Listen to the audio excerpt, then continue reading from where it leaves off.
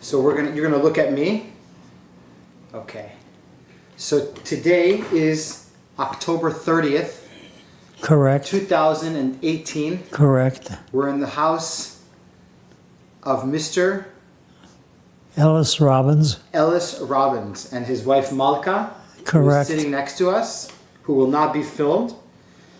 And we are going to interview you, Ellis, about your participation in the 1948 War of Independence in Israel. I did not participate in the War of Independence in 1948.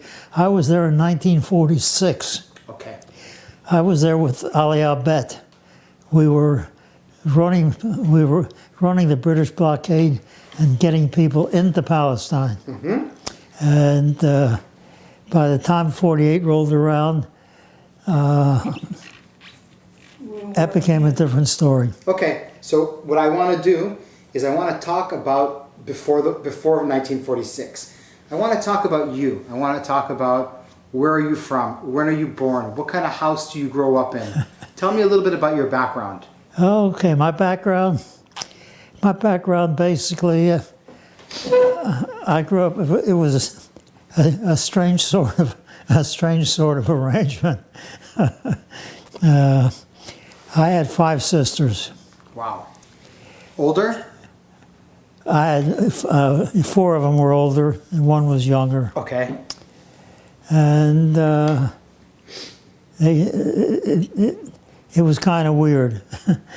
I think about the only time that anybody wanted me was to have somebody to blame things on, or if they wanted something done that they didn't want to do, then they remembered that I was around. What do you mean? Well, I mean very simply that it was a house in which everybody more or less went their own way. Where were you born? I was born in Baltimore, Maryland. What year? 1923. July 17 of 1923 was the famous date. Now, I have a whole write-up on that. It's already done. Are you familiar? Washington University. Are you familiar with the book Hasharim Ptuchim? No. Okay, this was a book that was written about all the people that were involved in Ali al-Bet. And it has a whole history, a whole background. I don't have any copies of it made up, or I would just give you a copy of it.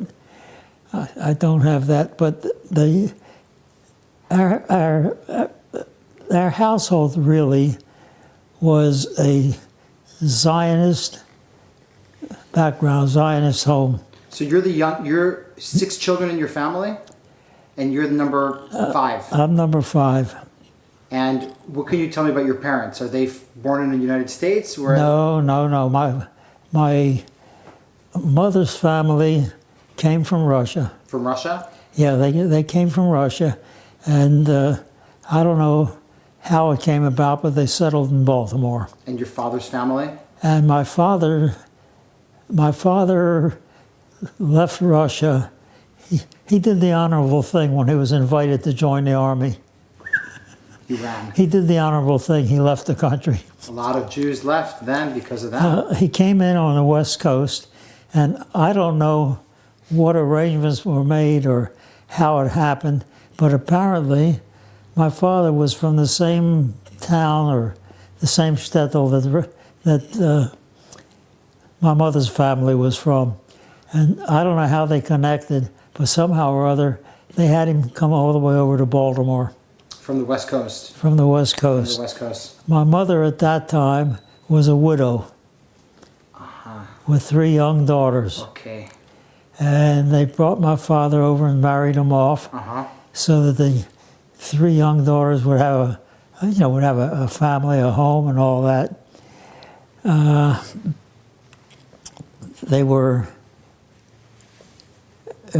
Like I said, it was a Zionistic home. Look at me, just, yeah. The major interest was in the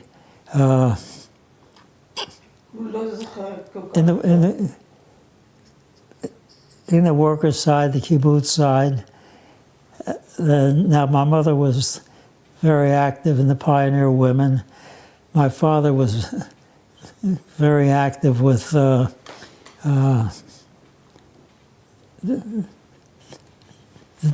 different Zionist causes and people. We always had people visiting us from Palestine.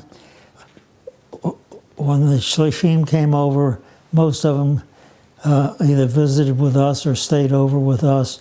The most famous one was Golda Meir.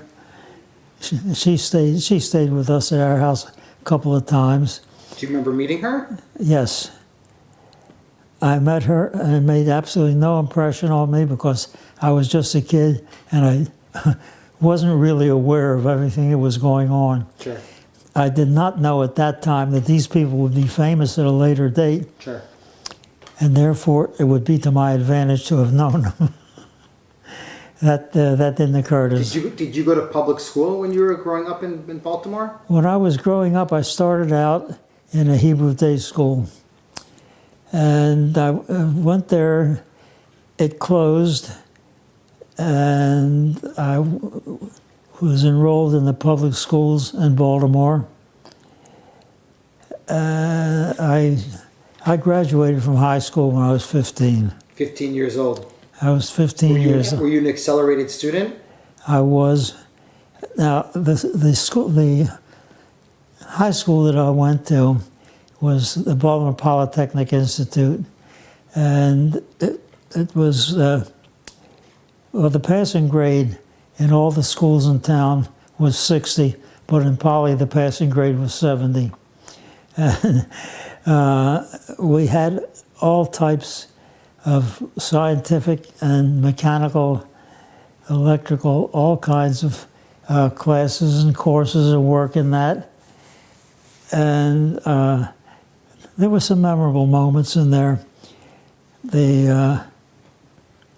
What kind? Like for instance, little things that you remember every once in a while when you stop to think about it. Yeah. Look at my, yeah. Our teacher. Not at the camera, look at me. Yeah. Our teachers there all had names. There was Steamboat Brown, and there was C square, B square. We gave them all names, and some of them were very good. One of them was particularly good. He's teaching a course and going through everything in there, and then he says, "Hey, listen, kids," he says, "you don't have to remember all this garbage. Just remember where to find it when you need it." And he says, "Don't clutter up your mind with all this crap." So, I mean, that was the kind of school it was. what's your father's last name? I was a member of the National Honor Society for years. I used to, as part of the Honor Society, I used to tutor some of the kids in school in different courses. Everything from French to math. What's it like as a Jew growing up in Baltimore? Well, in some ways it was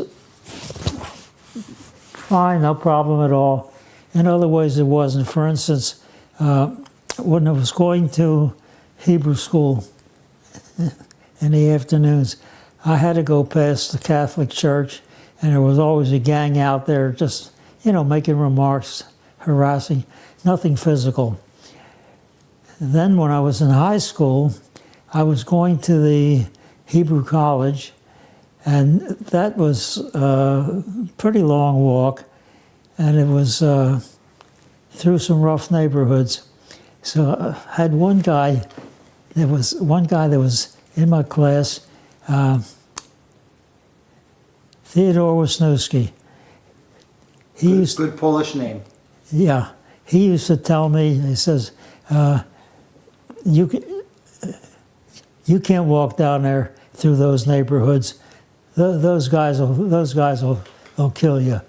So he used to walk with me to make sure that I got down there safely. He turned out to be a Catholic priest later. Really? Yeah. He was on a football team, and he was a good guy. But he walked me down because he said, it's very important for you to get these religious trainings. He says, and it's not safe for you to walk down there alone. So every afternoon, he would walk me from the high school, from where I was, walk me all the way down to the Hebrew College. He was quite a character. He was one of the real good guys. So you say that, did you go to any youth movements, Jewish youth movements as a kid? Oh yeah. There was the Cordonia, which later joined Habonim when they came into town. Cordonia was the first one. And then Habonim came in, and then some of the other, there were all kinds of Jewish youth organizations, and we all belonged to one or two of them. When I say we all, the whole crowd of us that ran together. And it was the kind of life that just seemed to come about naturally. No particular guidance toward anything. What about when World War II breaks out? How old are you? When America enters the war, you're 18. When America entered the war, I was in college at that time. I was going to George Washington University in Washington. And when the war broke out, I left school and joined the Navy. And I was 4.5 years in the Navy, with more than 3 of them was overseas. Where? Overseas. Where? At the main naval base in England. I was assigned to the 12th Amphibious Fleet. I was assigned to LST 230. We made the invasion on D-Day. We were part of the D-Day invasion. What was the job of your boat? To take heavy equipment, to move heavy equipment. It was called an LST, a landing ship tank, because we carried tanks, heavy trucks, small boats, helicopters, anything material. In fact, it was funny because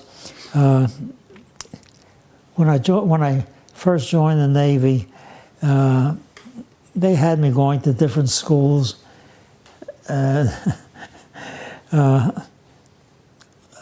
remember I was assigned to Chicago for a while, and then they brought me back, and I was up in Long Island, and they told us that the ship that we're going to sail on is here. Come on aboard. And we came on aboard, and they were still welding the ship together. How long were you in England for? I was in England for over 3 years. Really? Yep. So you really spent most of the wartime in England? Most of the wartime in England, except stretches when I was at sea. But you see, the unit that I was assigned to in England was installing radar. Radar was something brand new, and we were installing radar on all the ships getting ready for the invasion. And that's what the unit I was with was doing. And I had charge of the motor pool, getting all the equipment, keeping everything straight. And I used to drive all over England. We had ships that were working up in Scotland and all the way down to Falmouth. And I had the run of the deal. And I had to go check on them to see that they had everything they needed, all the equipment they needed, and to deliver the equipment, that, you know, the radar type of equipment that they were installing. I remember one night I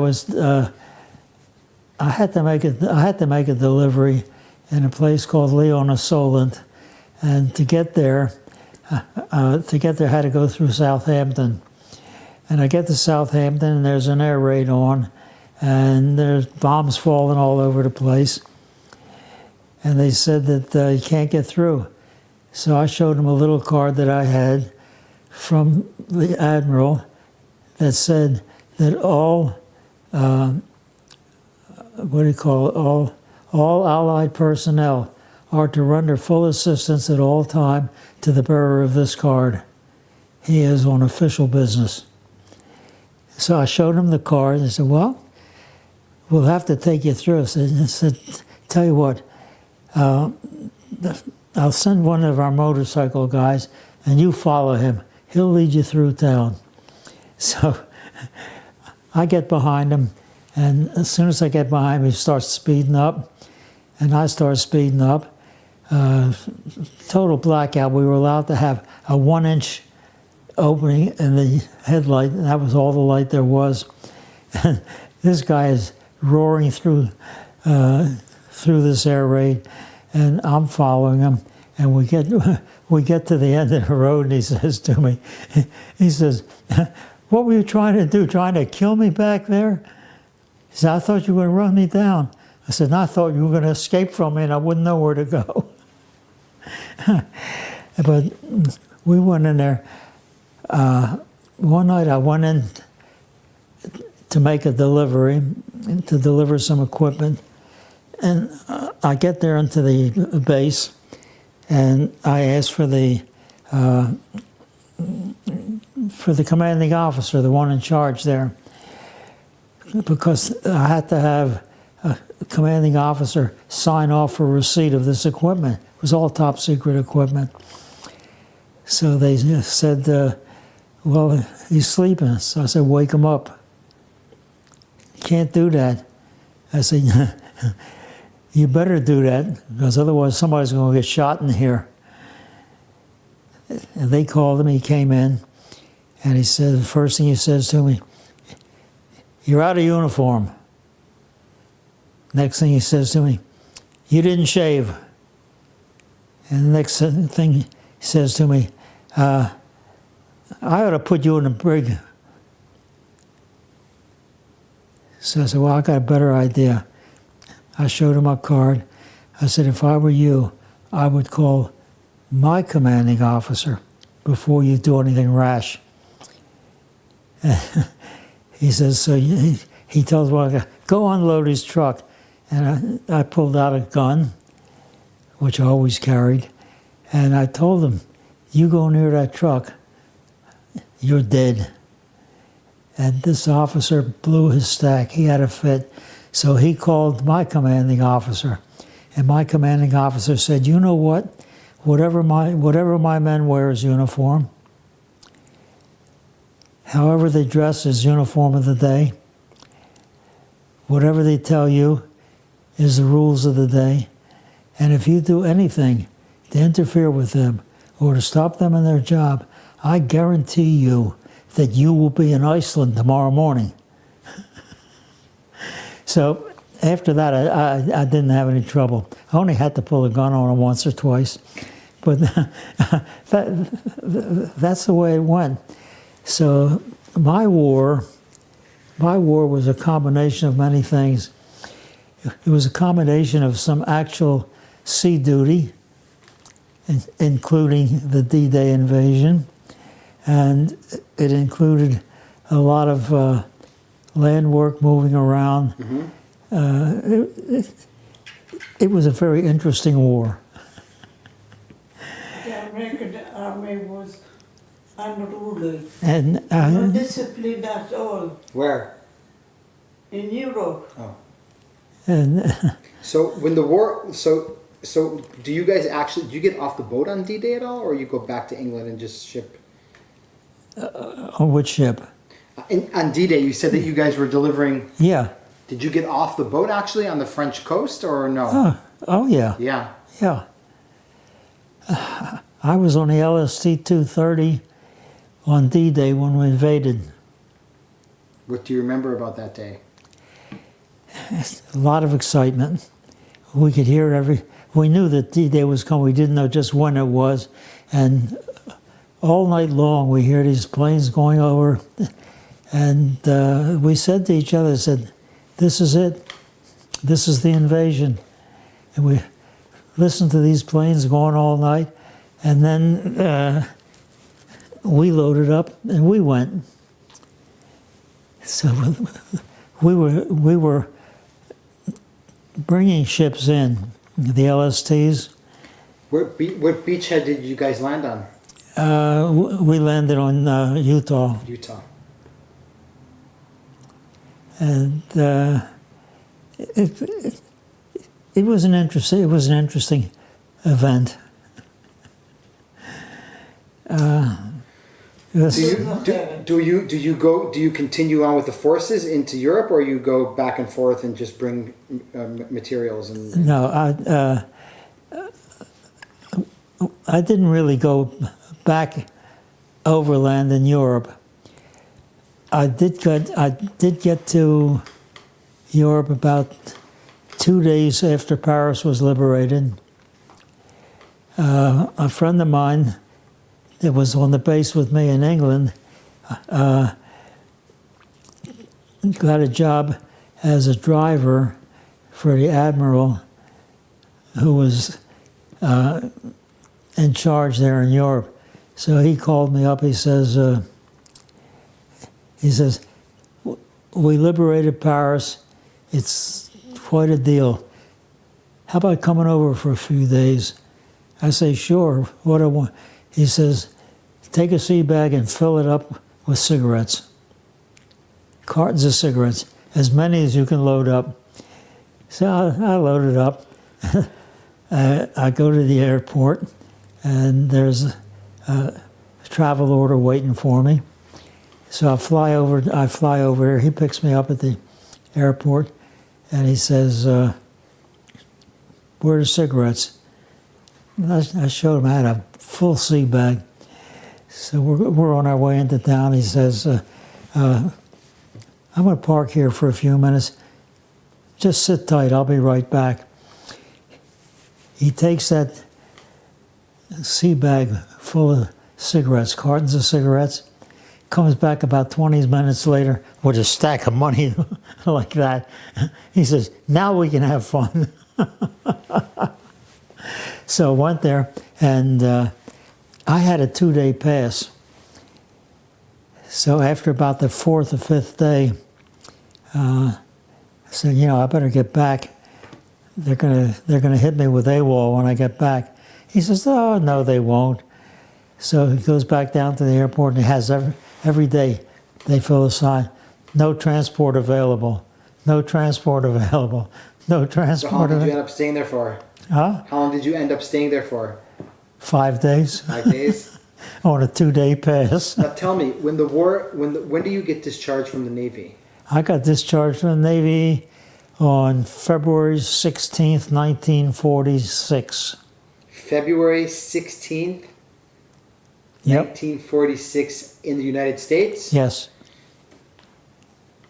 How does the whole Aliyah bet start with you? The whole Aliyah bet started with me. I had a friend in Baltimore. He was in the Army, and we were talking. We had just gotten home from the war, and he says,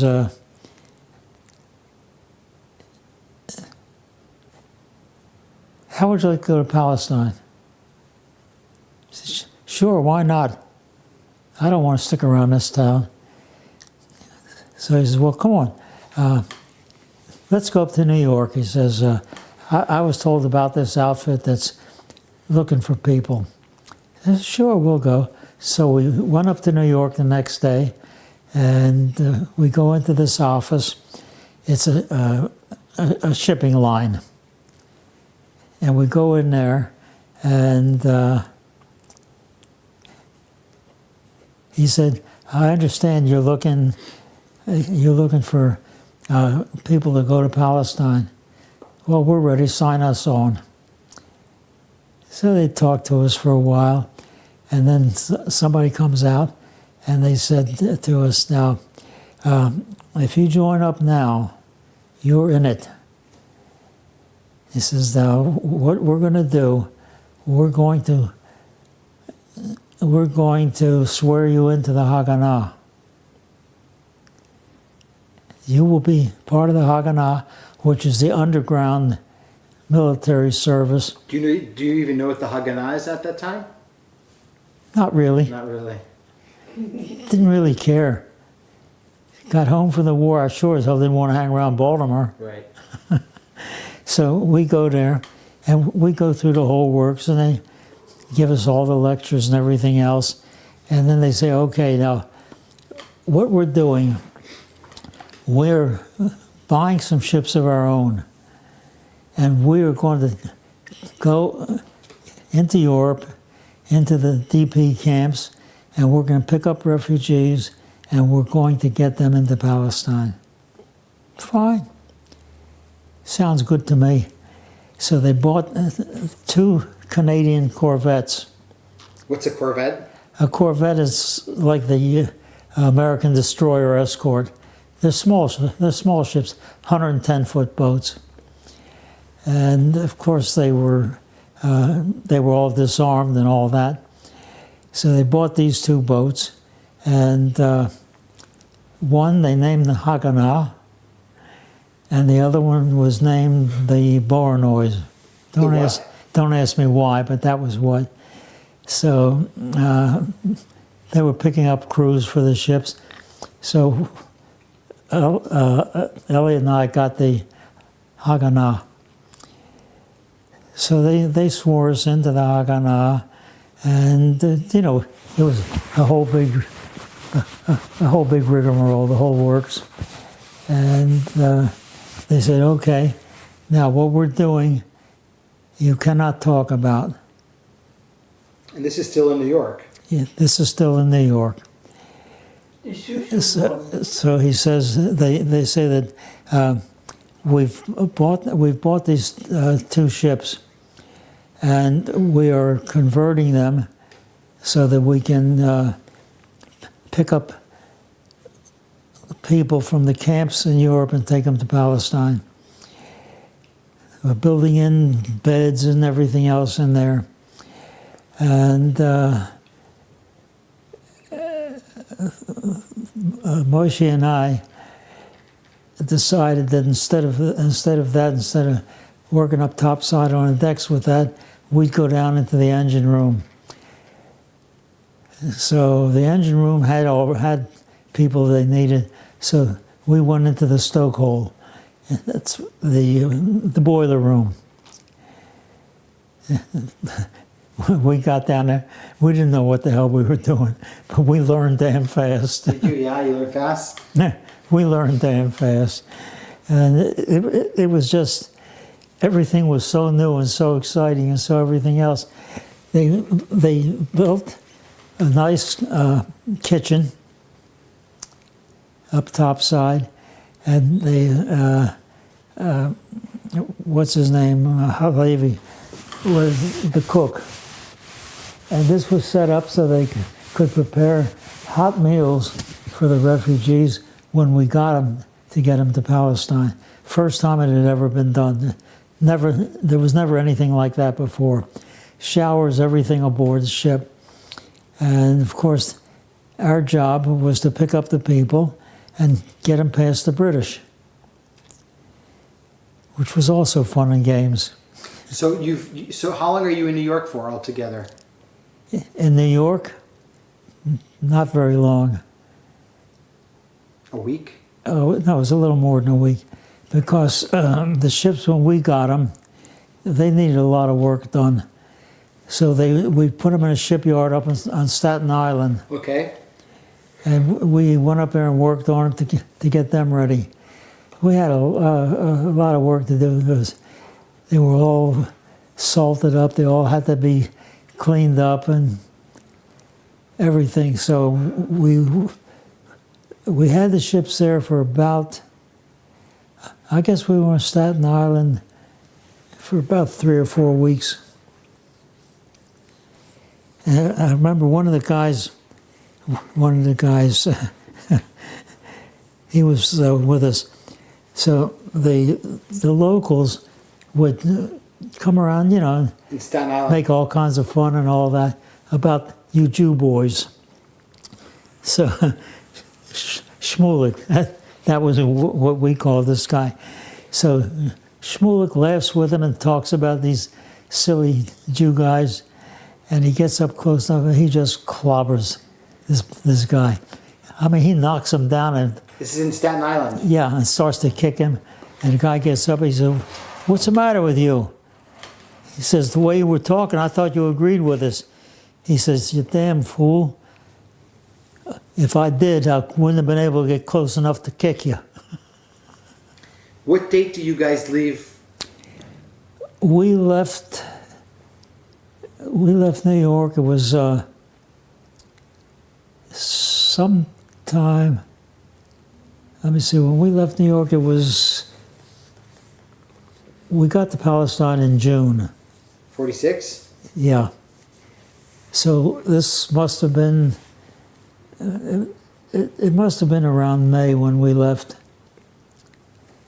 And then where's your first stop in Europe? Marseille. Marseille, yeah. And we stayed in Marseille for a while. And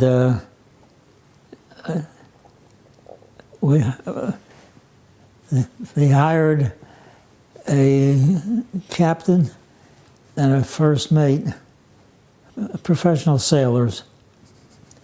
They weren't Jewish, weren't part of any organization or anything. They were sailors.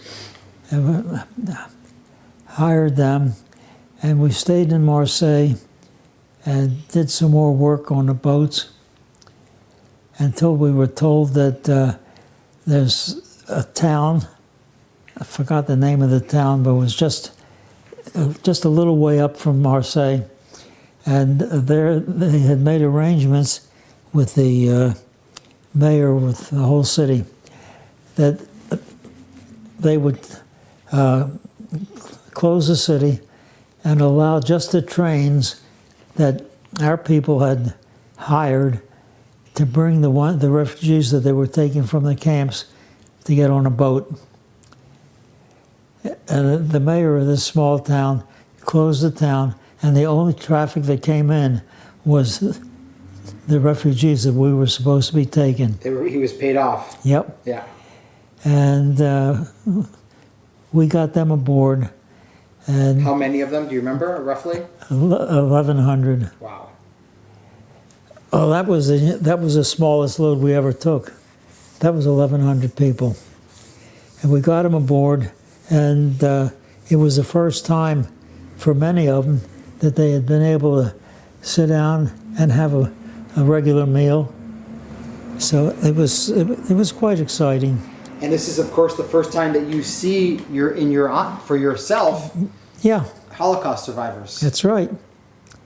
So we took them in there, and then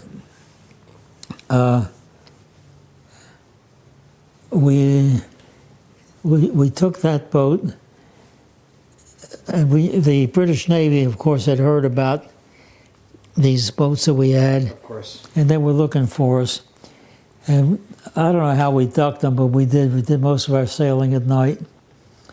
And we got close to Palestine, and they had bought a small boat, a Turkish tramper or something like that, and we anchored out off the coast and transferred the people from our boat, which was a good ship, and transferred them, put them on that other boat. They went in and got caught, of course, and were interned. So then we went back looking for more people, and we were told that our next pickup was going to be in Yugoslavia. How about Yugoslavia, where they told you that's it? Yeah. So we got to Yugoslavia. So you haven't gotten to Israel yet? No.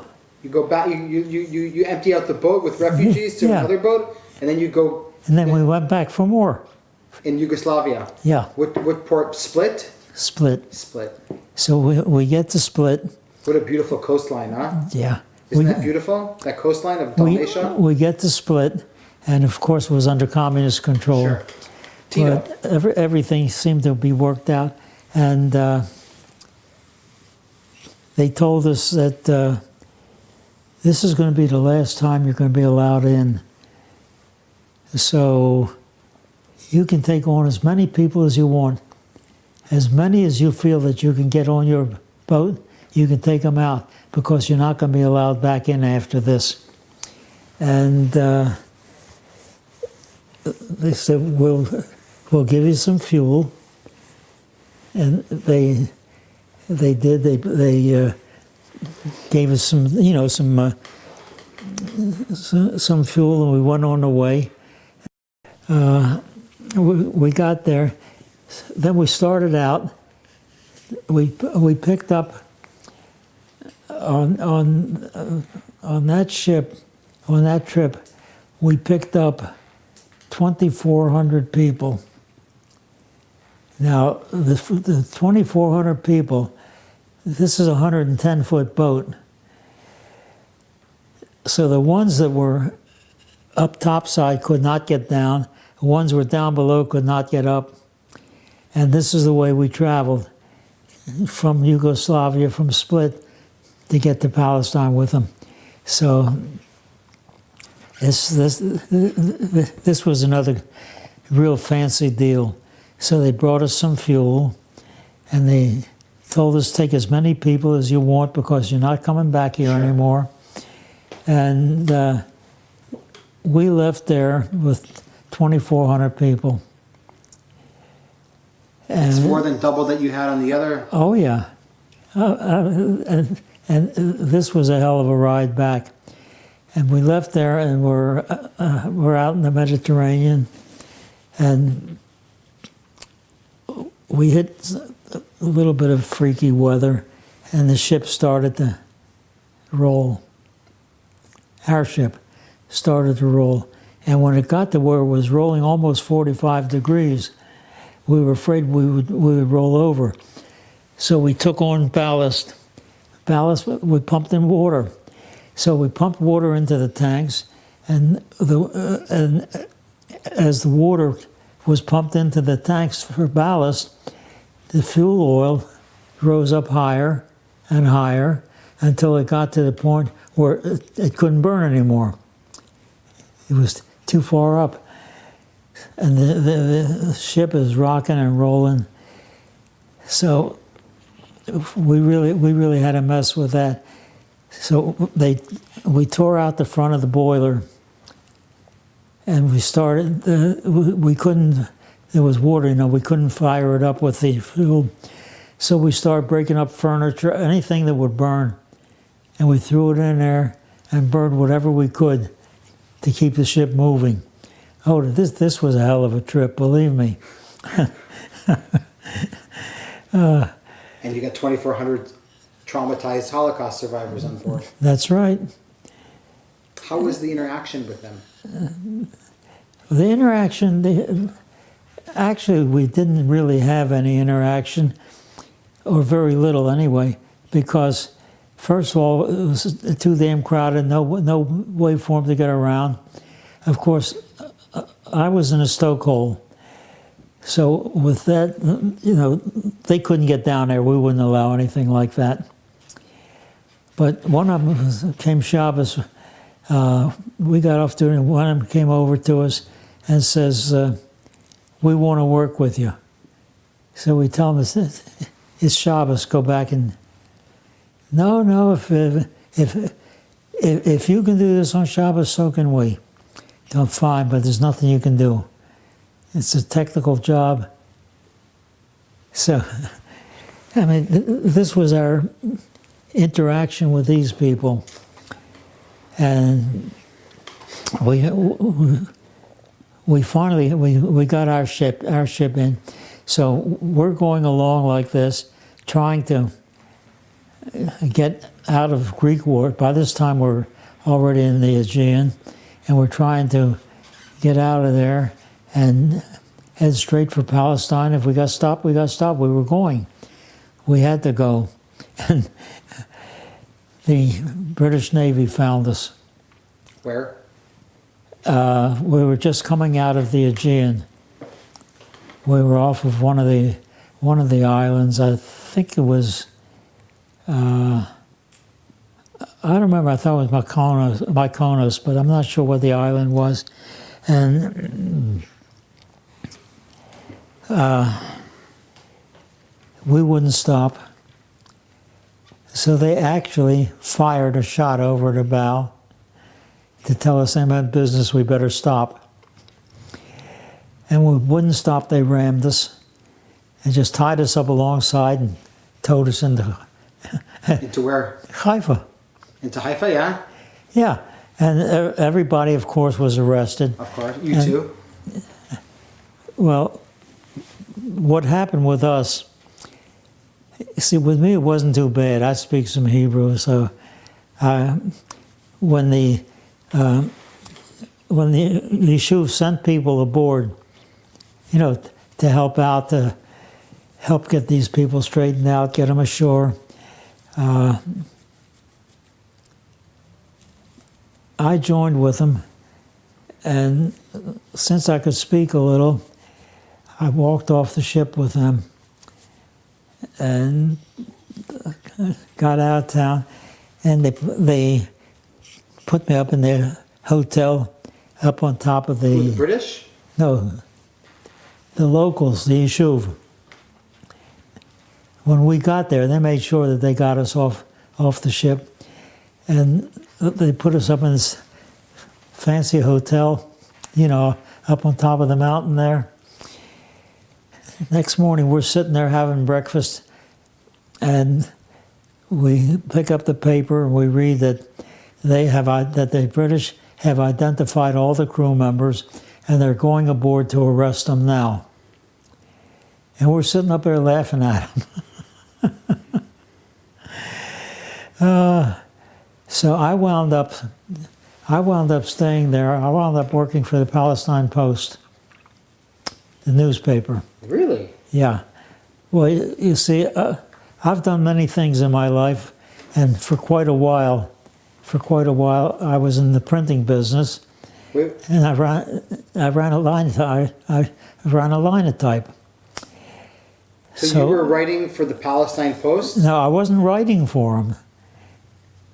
The Palestine Post printed all kinds of newspapers in 7 or 8 or 9 different languages. The people that are setting the type did not know the languages, and of course they made all kinds of stupid mistakes. So the ones that were doing the English didn't know any English, so I was hired as a linotype operator to correct the bad mistakes that they made in English. So I had that job for a little while, and I worked there for quite a while. Didn't you want to go into the army? Didn't the army want you to go in? First of all, this was before the army. Right. The Haganah, the Palmach, the Yirgun, the Etzel. This was in June of 46. June of 46, okay. And there was no army or anything Right. else until 48. Right, but there was Haganah, Yeah, Palmach, the Lechi, the Etzel. I know all about them. Yeah. So anyway, that worked out, and I was living there. Where? In Haifa. Yeah, no, in Jerusalem. I rented a room. Where? Do you remember where you lived in Jerusalem? Not really. She probably remembers What? where I was living. איפה הוא היה גר בירושלים שהוא פגש אותך? איפה הוא גר? את זוכרת? היה, אתה יודע איפה, קינג ג'ורג' אבניו, היה בניין שם, והאישה הזכירה חדרים. And King George Street? And the Palestine Post, where was it? It was on Chavatzelet. The Palestine Post. It was on Chavatzelet Street, which is near Zion Square, off of Jaffa. No. It's the other way. Okay. It was down at the King David Hotel. Okay. So were you in Jerusalem when the King David Hotel blew up? We came afterwards. We came afterwards. Afterwards. Yeah. I was there. You were there, yeah. Yeah. Well, she was working for the British Army, who had offices there. And I was working for the Palestine Post back in the shop. And yeah, we were there for, yeah, we lived there for, I don't know, we left there on November 1st, I think. No, we left there on December 31st. 1940. 1946. 46. The both of you? No, just her. See, I went to the American consul and got her the visas, the permits. She's going home as a GI bride. So I asked her for some temporary papers, and they said, look, we don't know how you got here, and we don't want to know, but I suggest that you get out the same way you got in. They wouldn't give me any papers. So why did you go back to the States? Why didn't you stay in Israel? We went back to the States because I thought that the proper thing would be to go back for a while, introduce my wife to the family and all that kind of stuff. And that was why we went back. And that was a mistake. I told her we wouldn't stay more than a year. And I guess I must have lied because we stayed. And where did you guys meet? You and your wife? In Jerusalem. We met in Jerusalem. Where? You remember Cafe Vienna, across the street from the Konor Zion? No. No. Oh, that used to be a beautiful place. That Cafe Vienna. So Cafe that's what Vienna. It was called Cafe Vienna? Yeah. Okay. So that's where we met. That's where you met? Really? Yeah. Uh-huh. Somebody introduced us. And we got along fine. We just were discharged. Ruthie and I, we were just discharged from Yeah. the British Army. So what did your wife do for the British Army? Oh, my wife? Yeah. Well, she spent 4.5 years with the British Army, and she wound up in Provo. Provo is like military police. And she was military police stationed in Cairo for a long time. Do you remember the assassination of the Lord Moyne?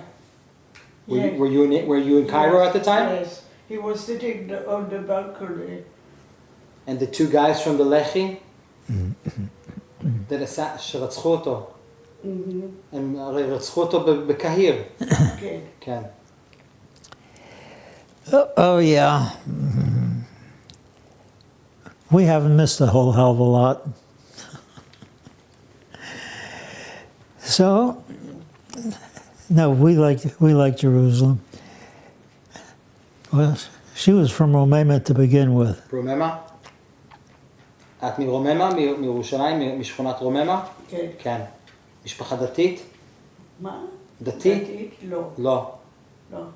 איפה למדת? בתחכמוני? לא. איפה? אליאנס? רוח רבה.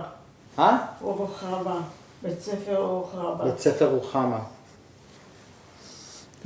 אתה זוכר את המשטרה ברחוב יפו? כן, בטח. היה רחוב. כיח. רחוב כיח. אני לא זוכרת את זה. כל ישראל חברים, ליד השוק. ליד מחנה יהודה. לא רחוק ממחנה יהודה. זה היה בית ספר של בנות? כן. כן. ועוד פעם, מה השם משפחה שלך? ניסים. ניסים. Where's her family origins from? ספיין. Spain. סמכתתים. ספרדים טהורים. סברה בת סברה.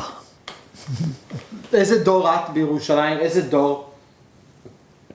איזה דור את בירושלים? הרבה. הרבה. הרבה דורות. כן. כן. הדוד שלי בנה בית בצרפת. אחרי כמה שנים הוא החליט לא רוצים לגור בצרפת. אז הוא שינה את זה למוזיאום יהודי. ובאו כל מיני יהודים והביאו כל הרכוש שלהם מיוגוסלביה. If that's in Paris. In Paris. Yeah, that museum is in Paris. Her uncles? Yeah. Yeah.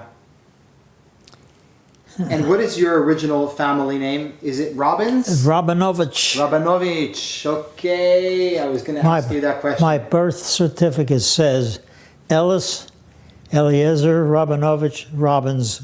Robins, yeah. That's what my birth certificate reads. Yeah. So the original name is Rabinovich. I was Ellis, Eliezer Rabinovich, Robins. Robinson. Eliezer, לא Eliezer. Yeah. Eliezer. אז האחיות שלו אמרו לתת לי בייבי כזה קטן, שם כזה לא להחליף את זה, מאליעזר רבינוביץ' לאליס. How long did you end up staying in Jerusalem for when you met your wife? How long were you roughly there? A few months? No. I would say about 3 months. No, it was a little more than that, Mug. We met in July, and we didn't leave Until December. We left on New Year's Eve. Yes. Wow. So you missed the whole siege of Jerusalem, the whole. That was also a little bit of an incident. I took her to the ship, and we got there. You know, I had no papers or anything, and I said, "Well, I'm just carrying her luggage for her." And I put her luggage on board, and I forgot to get off. Really? You didn't have a ticket? You were a stowaway? So yeah, so I got back to the States as a stowaway. Okay. Don't laugh. I've had an interesting life. I'm not laughing at all. On the contrary. תסגור את הדלת בבקשה, הקושיש שלנו מטיילת פה. זה בסדר. לא, יש לה פה גדול. לא, היא לא מבינה כלום, אנחנו מדברים עברית. לא דיברנו באנגלית. עכשיו נדבר בעברית, הכל בסדר.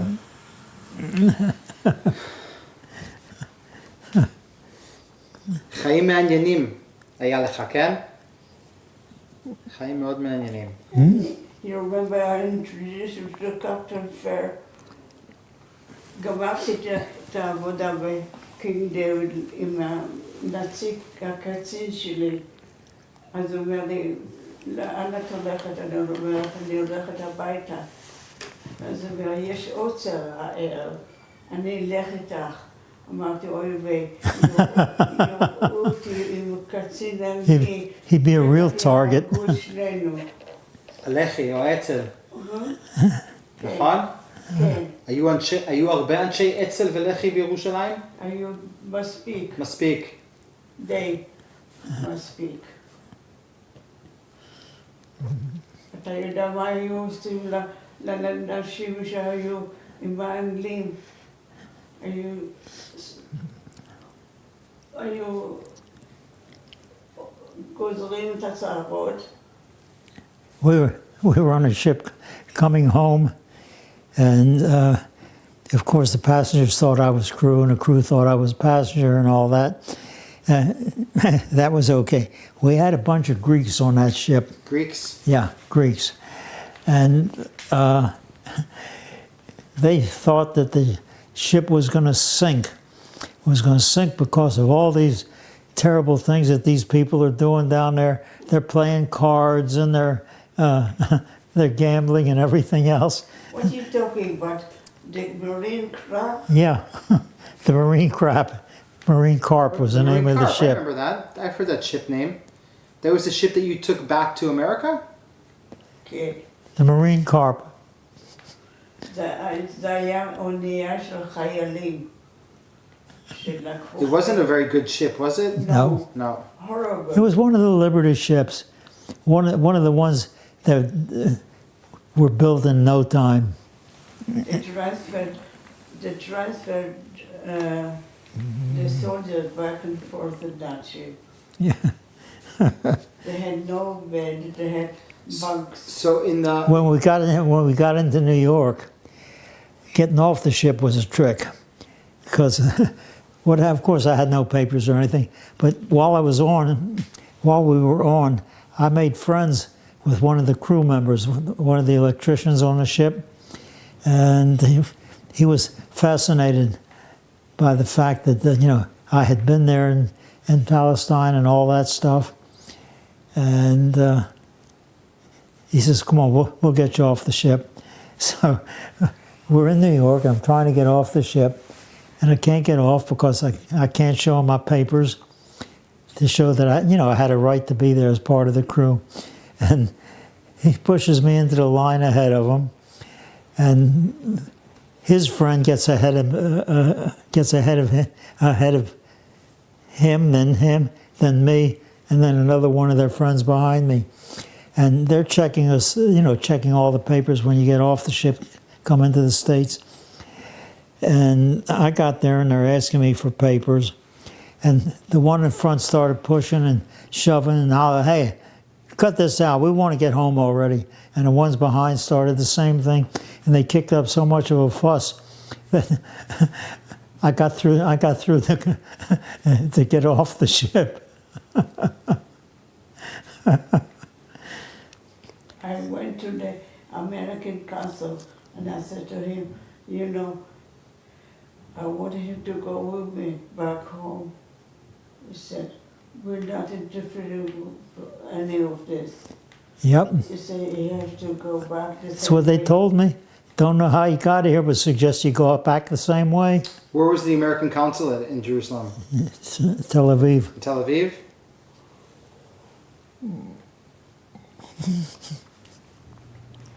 So when Israel became independent, you guys were already in America? Yes. Yeah? Yes, we were. But we got involved in other ways. How? Well, we did everything we could to block the Arab publicity and all that kind of stuff. We ran a Hebrew program on the radio. Yes. We were finding people to go over there. We sent over a doctor and his nurse and a couple of other people that we got to go over there. We got them signed up to go. And Yeah. all kinds of things like What that. about weapons? Yeah, we were involved in that a little bit too.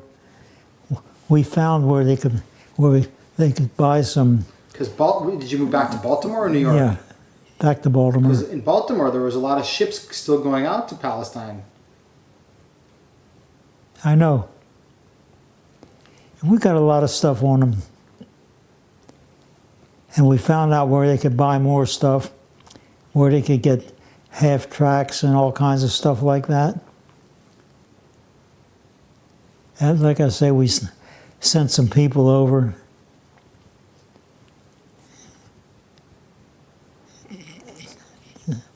Weintraub, doctor.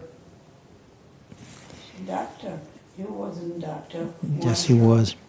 He was a doctor, and he took his nurse with him. Yes, I remember that. Oh yeah, we were pretty busy in those days. Okay, I think we Zach. She, We're not. I'm not going to film your wife because she asked me not to film her. I know. So She why was. don't you tell me, because she's sitting here next to us. We're not going to see her, but I'd like to know what she did for the British Army, right? And your wife's name is Malka Yes, Nissim, right? Malka Nissim. it was that- Malka Nissim. It's Yeah. Malka Robins now. Now it's Malka Robins, but her name is her maiden name is Malka Nissim. Yes. And she's born in 1924 in Yes, Jerusalem. What month? What? her birthday is March the 5th. March the 5th. So your wife she was in the British Army for 4 years? Yes, almost 5 years in the British Army. What did you do in the British Army? Well, she wound up in the Provost, military police. Okay. And well, you can tell them what you did. What happened on your train ride between Jerusalem and Cairo? Well, she had train control. She had to go in there. She had to check everybody's papers to see that, it was legal. Check what they're carrying to make sure that they weren't carrying contraband stuff. And she used to make that trip regularly. Cairo, Jerusalem? Yeah. Yeah, on the train? How long is the train ride, is it? Overnight. Overnight. And So- you used to have like the stamps and stamp people's documents or check. And then, And then since then, they opened a museum in England. Not in England, in France. No, in England. No, in England, of British soldiers at. In England, Monk, where they got your picture hanging in there. You got pictures. The museum. Yeah, Yeah, really? they opened a museum in England, a military police museum. And she's there? Oh yeah, they got pictures of her in there. Why did you go to the British police? I liked it. I liked the training and all that. Did you shoot a gun? No. No. One thing they wouldn't They wouldn't shoot a gun? That's what Ben-Gurion wanted us to learn, all the things. Were you a member of Haganah or Palmach? Yes, Haganah. Haganah? You were a member of Haganah? Yes. השומר הצעיר. Uh-huh. And she was guarding the wives of German prisoners. In Sarona, probably. In Tel Aviv. And acting as a translator in the courts when called upon to do so. מה היית במשפטים במגרש הרוסים? משפטים של הצבא הבריטי שהם שפטו אנשים. את היית מתרגמת? כן? כן. איפה? בירושלים? לא, בקיירו. בקיירו. בקהיר. בקהיר. כי דיברת ערבית גם? כן. ערבית, אנגלית ועברית. Like I said, interesting. We have not had a boring life. No, huh? הייתי על הרכבת ערב אחד, והיו בחורים ישראלים שהיו בצבא הבריטי חוזרים הביתה. והיו להם קרייטס, Well, I found מה זה? מה זה? קרייס? ארגזים. כן. של מה? של מה? הם אמרו זה ביצים שלוקחים ממצרים, אז אמרתם, השתגעתם, אתם לוקחים ביצים מקהיר לארץ, אנחנו לא צריכים ביצים ממצרים. אז התחילו לצחוק, אז הבנתי שזה לא היה ביצים. מה זה היה? כל מיני נשק. נשק? אז עזבת אותם? בטח. in Exeter, in England, in Exeter, I found a Jewish service club, just like the USO. I used to go there usually on weekends, and when I went there on a weekend, there wasn't a single time that I wasn't invited by someone to come home with them to have Shabbos dinner and all that kind of stuff. And I met a lot of people there. I had quite a social life. In England? Okay.